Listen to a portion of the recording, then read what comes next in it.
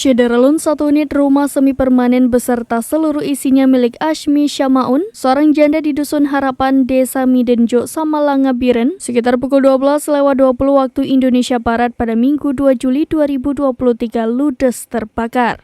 Tidak ada korban jiwa dalam musibah yang terjadi pada hari keempat Hari Raya Idul Adha 1444 Hijriah ini. Rumah Asmi yang ditempati bersama 3 anaknya terbakar bersama seluruh isinya, termasuk uang tunai yang disimpan korban sebesar 1,2 juta rupiah ikut ludes terbakar.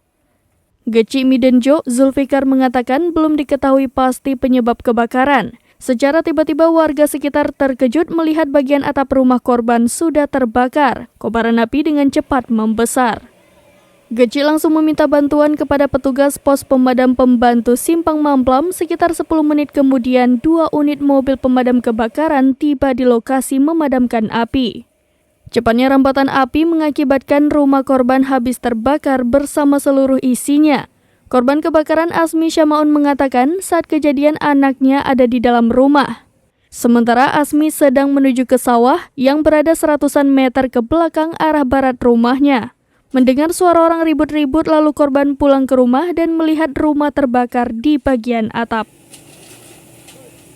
Dari Biren, Yusmandin Idris, serampinews.com.